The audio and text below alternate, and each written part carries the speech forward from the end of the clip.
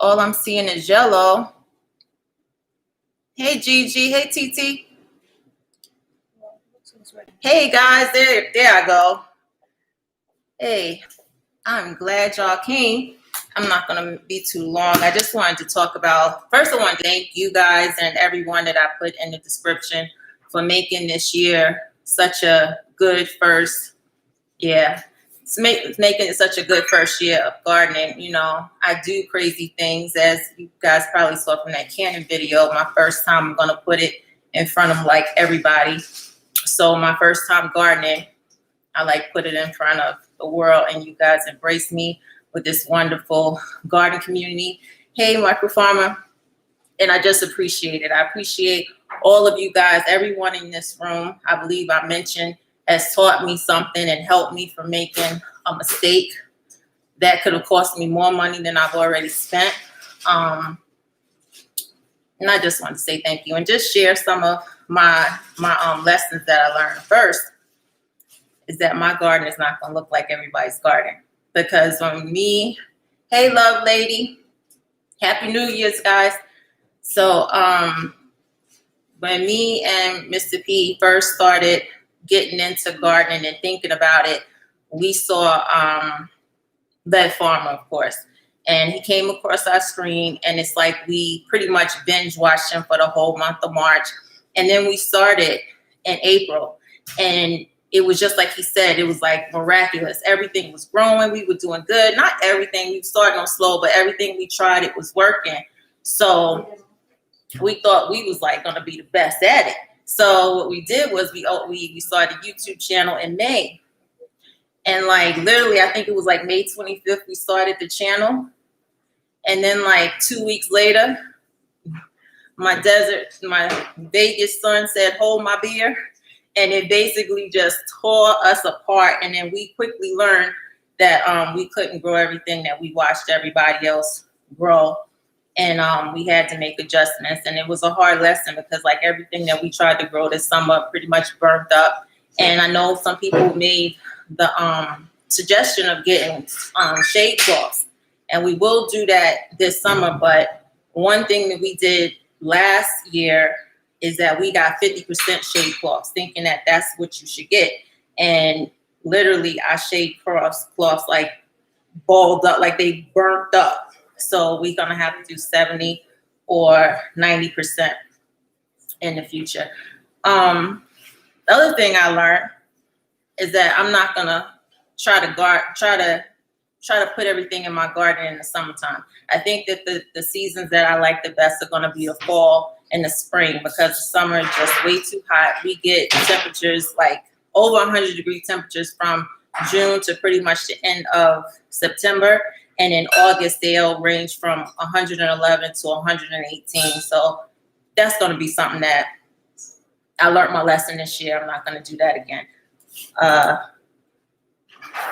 Then I learned to be patient this year with gardening, because I really did want instant gratification. And I don't think anything that I planted granted me that. And I'm still learning. As you guys saw in my video yesterday, I planted stuff like the beginning of December, and it hasn't sprouted. And I'm like, what am I doing? So I'm still learning. But I think I'm a little bit better than I was a couple months ago. I learned from my fall garden. Hey, Beshet. Hey, Hidden Harvest Grow Lights. Hey, Ronan. So I learned that I'm not going to plant mustard greens anymore, because I don't like them. Because what I saw on other people, they grow these beautiful mustard greens and they look so pretty. And my husband, y'all know he could cook, but he could not make those things where I like them. They're just so bitter. And like I have a video coming out about the new addition to our family. He's going to be the one that's going to eat all of those mustard greens, because it won't be me. And then I learned gardening is expensive. Like maybe it didn't have to be as expensive as I made it, because I didn't know. So if I would have known the little tricks and tips that I've learned throughout this year, then I probably would not have spent so much on dirt.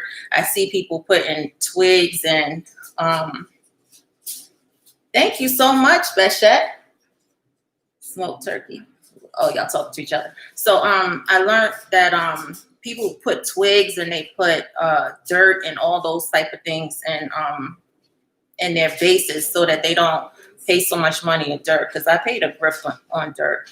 And that's pretty much it. I don't know why. This is like my fourth live, but I still get so nervous when I go live. So it's just like I'm like a ball of nerves, which is so crazy. What are y'all talking about? Y'all talking about what y'all making for Thanksgiving? Not Thanksgiving, geez. New Year's. I gave up on the collard greens, and please do not. Yeah, please hit the like button. I gave up on the collard greens and the black eyed peas and all that, because I swear every time I would do that, I would have a really bad year financially. And then the first year that I said, you know what, we ain't gonna do this year. My years have gotten better since I haven't done it. This year though, I did pull up that Chinese kale. That's like my favorite green now, and I never even thought that I would like it. I was just trying some stuff, and it just happens that I just really loved it. So that's what we'll be having for New Year's. What are you guys doing? And I have a whole bunch of really, really experienced gardeners in here. Anybody want to share some lessons? Oh, I actually learned something from Eco Gigi about looking at the back of the packet. How about that? That's why they have directions on the back, right? Following instructions saves lives. I'm a nurse, I should know that, but I was just like sprinkling stuff down. I wasn't paying any attention. So that's one of the lessons that I learned, that now I will look at the back of the packet. Oh, she telling you how to cook them greens. Oh, y'all know I ain't cooking them. Oh, you telling me that using smoked turkeys for the mustards. Oh, is that gonna take the bitterness away, Gigi? That taste is bitter. I mean, Pitts put onions. He was trying to saute it. He was trying to hook it up. And I was like, And I don't never hardly say no to him. You know something too? I don't like Swiss chard. I think that's too bitter. It's pretty, but I don't think I'm growing that next year. I think I'm gonna have a whole bed full of Chinese cabbage. Your garden looks great.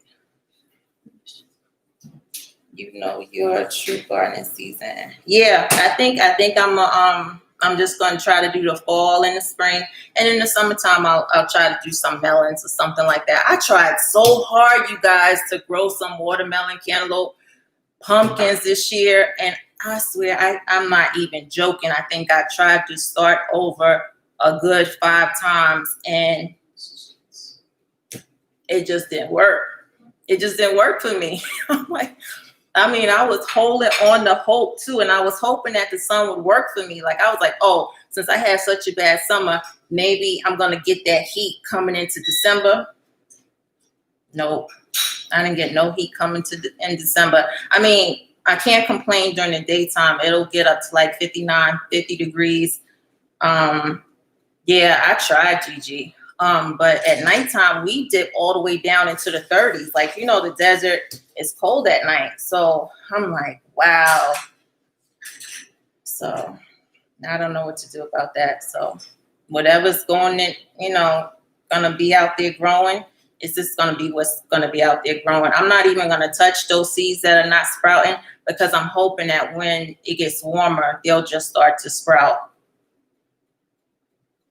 Yeah, watermelons was the hardest. You know what the hardest thing about watermelons and turf therapy, I don't know if you're still in here, but I actually learned from you said to just put them outside and squirt them with water. Man, that aphids was killing me this summer. I was holding it down with water. I was using neem oil. It was like eating that neem oil, like, what's up? It was just like, whatever. I was like, oh my gosh, just these aphids and spider mice and thrips. I had like everything out there trying to come at me. I tried to grow the sugar babies, the crimson, the yellow watermelon, and the orange jello or something like that. No summer for me either. Yeah. That those cantaloupes didn't work for me. Like the melons did not work. But you know what? I think I have a plan for this summer. I think what I'm gonna do is I'm gonna they're like as soon as March 15th, I think that's our last frost date. I think I'm just gonna throw them out there and just see what happens if I start early. You have to catch the cycle. Start with water first signs. With the oil. Okay, I'll try that because they will kick in my butt. Thank you, everyone. Thanks, Beshette.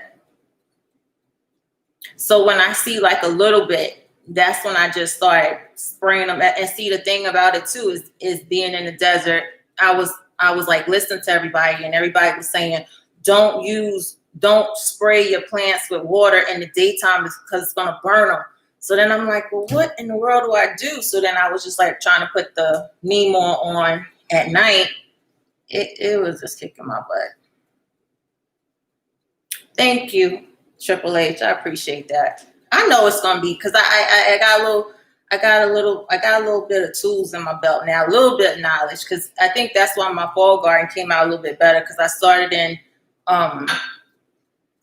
indoors in what do you call that, with the seeds. I started doing the seeds indoors from August, and so I was like putting my own starters out there, and it seemed like that was a good thing to do, because I didn't do that in the spring. So I guess the more you go, the better you get. And also, like this year, I definitely know that in a couple weeks I'll start the spring, and hopefully I'll have a better spring garden. As soon as you see them, spray them with water. Oh, any time of the day? Okay. But only do all, only do all in the evening. Okay. Because I was confused. I didn't know. So, but I'm not going to hold you guys. I was just trying to get on here before one of the big channels, or the bigger channels came on and did their live, because I'm sure everybody's going to probably do a live to wish everybody a happy new year. I wish all of you guys a blessed and prosperous new year. I thank you all, truly. Everyone that I put down in the description, everybody in this chat has helped me in some way or another. And I appreciate the love and support that you guys have given me. Like some of you big channels, even if you come back and watch the replay, I don't know if you guys know this, but you teach us new gardeners and YouTubers how to be. Like you set us a tone in the culture. So like Gigi and Turf and Dan and Miss Linda, like when you guys come and show love to like our little channels, like my channel is like a micro channel. I know you guys can't see my subscriptions, but I do that because, even though I'm of a particular age, I have small kids and I'm a mom first. So I don't want my kids to be so caught up with my numbers and, oh, mommy, you got some subscribers. Oh no, they went away. I don't want them having that on their mind. All they should be thinking about is school. So I don't, but I really do appreciate you guys coming and showing love and liking and commenting on my videos. I just thank you, and hopefully I'll be able to reciprocate. Hey, TT. You gonna try to stay up, Gigi? All right, guys. So you have a happy new year, happy, safe, and blessed, and y'all stay safe with that thing out there. Bye.